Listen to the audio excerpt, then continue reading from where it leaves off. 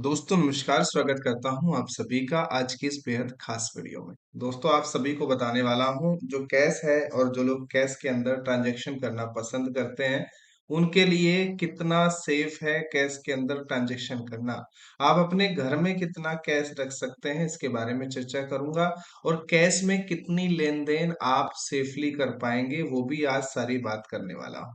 तो दोस्तों income tax के दायरे में इनकम टैक्स विभाग कभी भी जांच कर सकता है। इवन जो आप क्रेडिट कार्ड इस्तेमाल करते हैं और क्रेडिट कार्ड से भी आप महीने की कितनी ट्रांजैक्शन करते हैं जो कि आप सभी की एकदम सेफ रहेगी, उसके बारे में भी बात करूंगा।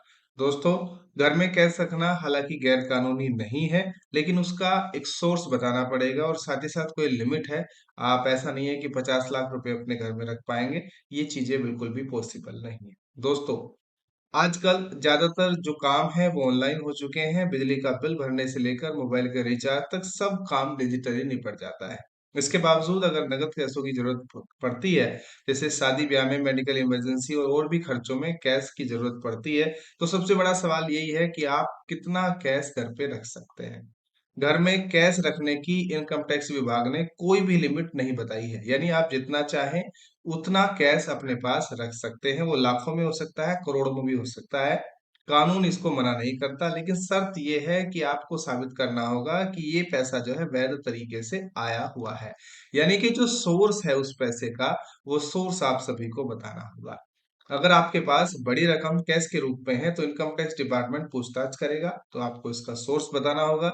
ये रकम सैलरी से हो सकती है, बिजनेस से हो सकती है, प्रॉपर्टी की बिक्री से हो सकती है और बैंक से निकाले गए पैसों से हो सकती है।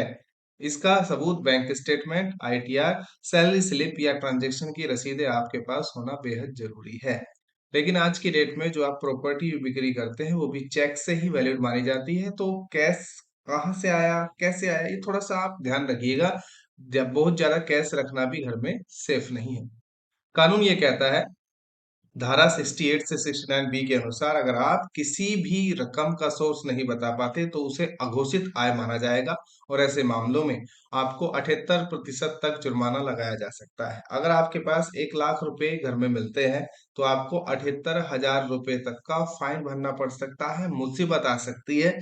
तो ऐसे में अघोषित आय अपने पास ना रखें। और मेरा तो कहना ये है कि बहुत ज्यादा पैसा घर में कैश के रूप में नहीं रखना चाहिए। ये 1,50,000 रुपए आप रख सकते हैं। मुसीबत कब आ सकती है, अगर आयकर विभाग को बड़ी नकदी मिले और उसका आप प्रमाण ना दे पाए।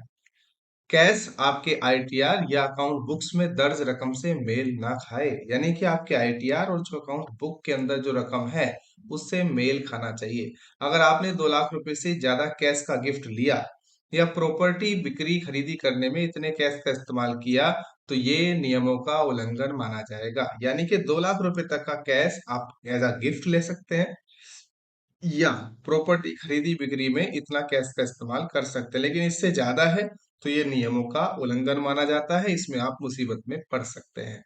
कौन से लेन देन में सख्ती होती है, ये बहुत जरूरी चीज है। अगर आप बैंक के अंदर भी 50,000 रुपए से ज्यादा कैश जमा करते हैं या निकालते हैं तो पैन कार्ड नेसेसरी है, जरूरी है।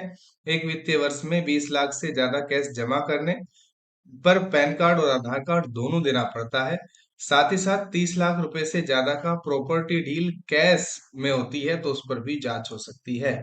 क्रेडिट कार्ड, जो कि मैं वीडियो के शुरू में भी बता रहा था, 1 लाख से ज्यादा भुगतान अगर आप करते हैं तो दोस्तों उस पर भी आयकर की विभाग की नजर होती है। यानी कि क्रेडिट कार्ड से हर महीने जो भुगतान किया जा रहा है, अगर वो 1 लाख रुपए से ज्यादा है, आप कई सारे लोग क्या करते हैं, बल्कि मैं भी उसी चीज में हूँ, कि हम क्या करते हैं, हमारे पास 2 से 3 क्रेडिट कार्ड होते हैं और एक क्रेडिट कार्ड से हम दूसरे क्रेडिट कार्ड का बिल जमा करते हैं।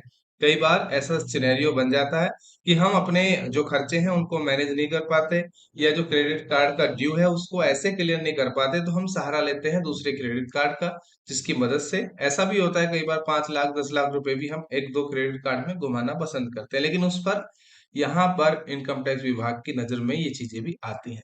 इसका मतलब घर में कैश रखना गैर कानूनी नहीं है, लेकिन अगर रकम बड़ी है तो उसका हिसाब होना बहुत जरूरी है। आपके पास सही दस्तावेज पारदर्शिता के लिए ढाल के रूप में काम कर सकते हैं, वरना उसको अघोषित आय माना जाता है और ऐसे में टैक्स और भारी जुर्माने का खतरा बना रहता है। तो आप भी अगर शौकीन है या मतलब आपको चाहिए कि मेरे पास एक इमरजेंसी के रूप में इतना पैसा घर में कैश होना चाहिए, तो आप उसका हिसाब जरूर रखें और उसका जवाब आपके पास एनी टाइम होना चाहिए, क्योंकि इनकम टैक्स के रेडार पर कब आप आ जाएंगे आपको पता नहीं है। ठीक है, तो ये वीडियो थी आप सभी के लिए महत्वपूर्ण जानकारी देने के लिए। आशा करता हूँ आपको पसंद आई होगी। अच्छी लगी है तो अभी लाइक करो, शेयर करो अपने दोस्तों के साथ और इस चैनल को सब्सक्राइब भी कर लो। Thank you.